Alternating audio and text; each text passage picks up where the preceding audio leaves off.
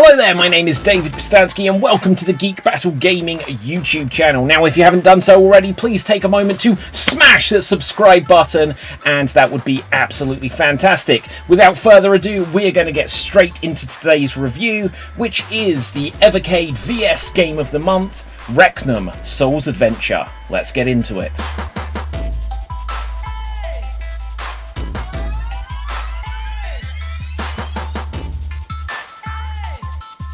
Okay, so Reknum Souls Adventure is an NES game. It's a modern retro game, but you can actually buy it from Nape Games, the company that made it, and get it on a physical NES cartridge. But we're talking about the version that we got as the Game of the Month on the Evercade VCS. The weird thing about this game is it's part of a saga.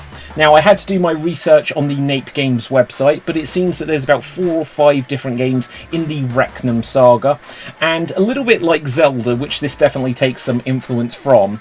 This game wasn't the first Reknum game, but it may be the first in the timeline, so it's a little bit like how some of the Zelda games are set before other Zelda games and some are set later and in the middle, and it seems like they're going for a confusing timeline kind of thing.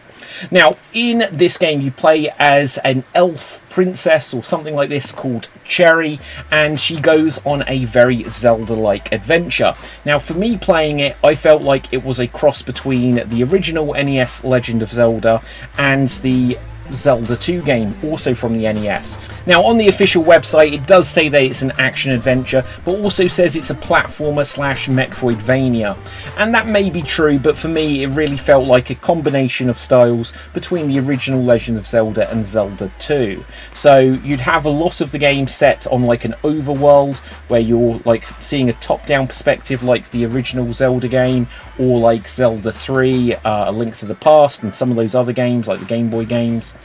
And then you'd go into a dungeon where it would become like a 2D, like side-scrolling Zelda 2 style game, or if you remember Link's Awakening, sometimes he'd go into like a cave or something and it would be like a 2D side-scrolling platformer.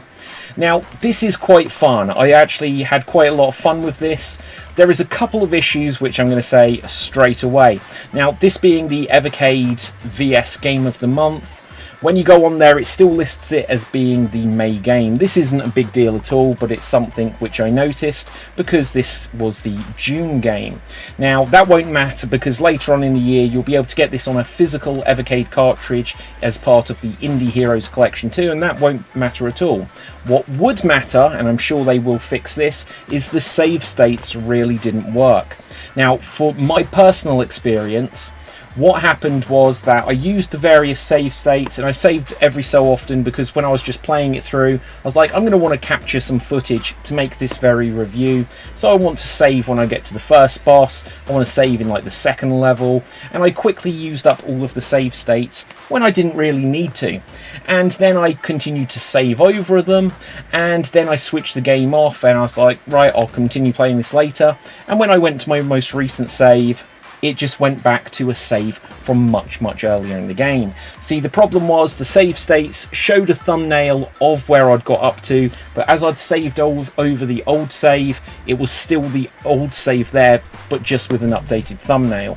So if you're having this problem, here is the solution I found, and that is when you go to save, just delete some of the old save files and then save it into the newly empty slot, and it should work just okay.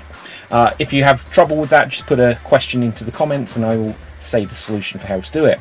But never mind this, because I am certain they're going to fix any save issues that you may have by the time this releases on the Indie Heroes Collection number 2. And of course I am going to get the Indie Heroes Collection 2 and I will do a full review of that, but it's quite fun to be digging these deep dives into the individual games as they come out as the Game of the Month. So like I said, it's a Zelda-like game. Like Zelda, you find different weapons in each dungeon and then you can use them to defeat the boss, but the problem was, or like puzzles in the dungeon, but the problem was this really doesn't do a very good job of it. It's a fun game, but my critique is almost every time I got a new weapon, it just completely replaced the old one. And you get something like a throwing star, you get something like a whip, and each of them were like more powerful than the last. I've just brought it up so I can discuss with you. You start off with a sword. I think you have some jumping boot or something, whatever that's meant to be. Then you get a throwing star, and I think I used that for most of the game. Or the next thing you got actually was a boomerang, so you throw it, it'd hit an enemy, it would come back. Then I got the throwing star. Then you get a whip, and then you get a bomb. Now, when you have the boomerang, you throw it, it comes back, and then you get the throwing star, you throw it, it doesn't come back, but you immediately have another one. For me, there was literally no difference between these two different items. Now, it might be that one is more powerful than the other, but they seemed basically the same. When I then got the whip, it may be that the whip was more powerful than the throwing star or boomerang, but because you had to be in close proximity to an enemy, I basically just kept using the throwing star.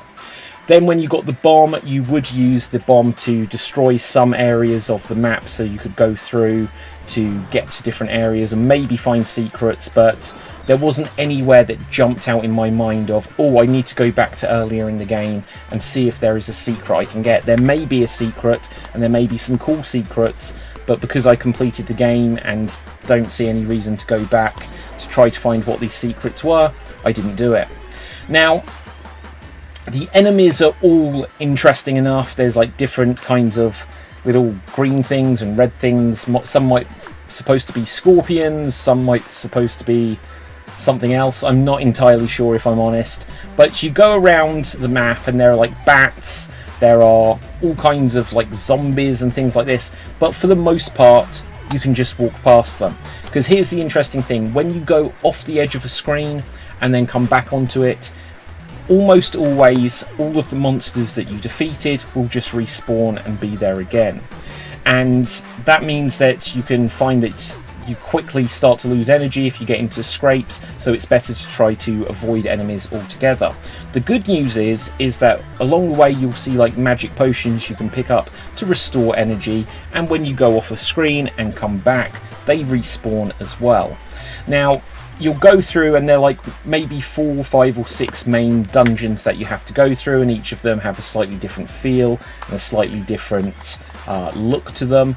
There's like a deserty one, there might be one that's a bit more like fire pity, and maybe there was like an icy world. I kind of forget. This is about 3 or 4 days since I played it, and for some reason I haven't retained it. That's not a good sign, but it was a good game. Like, it's interesting that with the Evercade VS games, the Evercade VS Game of the Month games, they have this competition mode so that you can't use the save states.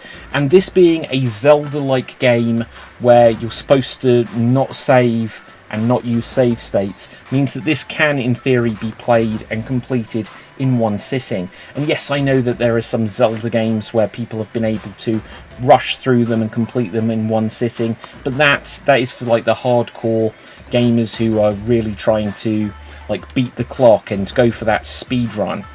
Just a game like this not having the ability to save, once again, it does mean it's quite a short game. Now, what that tells us about the Indie Heroes Collection 2.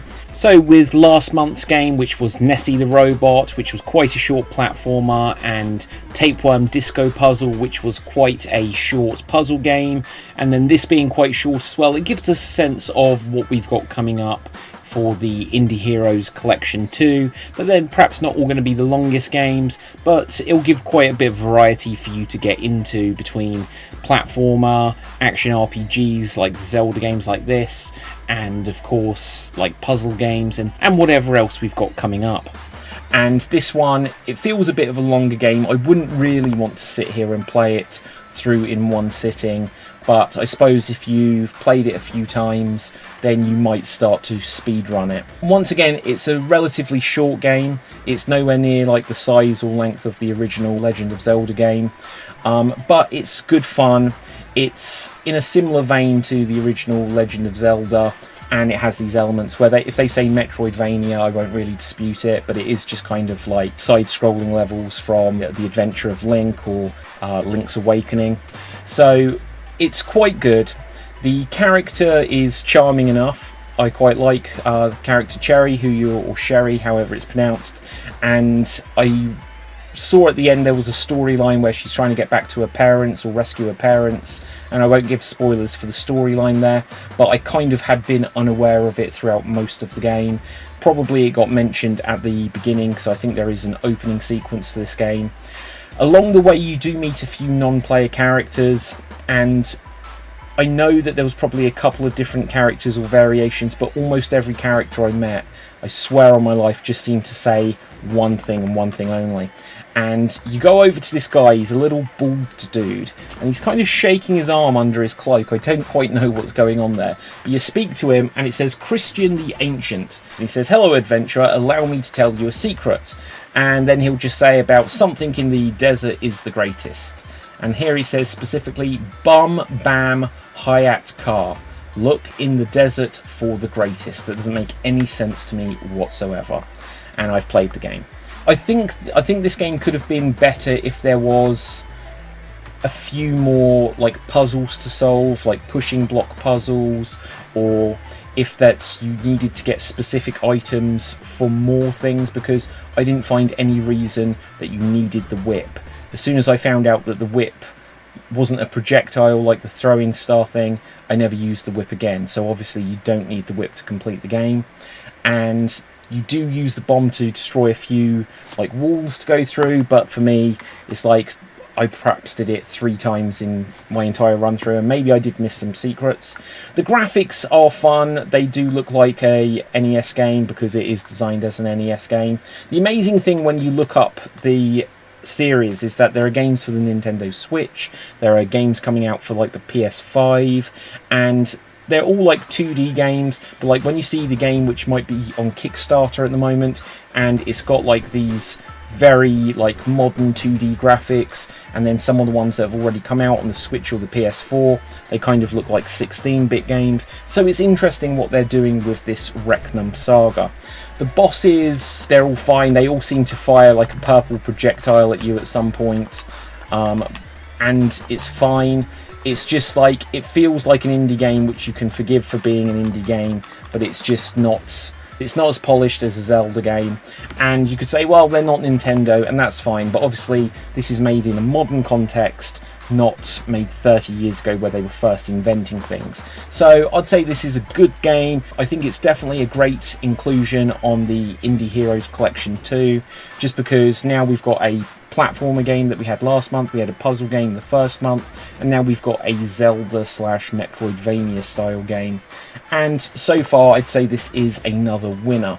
They're all quite fun, and I think these are the type of games you will want from the Evercade, and these are the type of games which we can look forward to getting on a physical cart in the Indie Heroes Collection too. So anyway, that's going to wrap up this review for Reknum Souls Adventure. Hope you enjoyed it. If you do like this content, please smash that subscribe button if you haven't done so already. I'm going to be doing a video very soon on the new Evercade EXP console, which is going to sadly replace the original Evercade handheld. Now, I won't get into it all here, but I've got some mixed feelings on it. I think it looks great, but I am a little bit disappointed to perhaps see this going a little bit off to the side after just a couple of years, but I understand why they've done it as well. But that's another video for another day. If you want to see some content that I've got about the Intellivision Amico, about the Atari VCS, the Amiga A500 Mini, plus a bunch of other stuff coming up. So until next time, make sure you have smashed that subscribe button on youtube.com/Geek Battle Gaming, and until next time, ciao for now.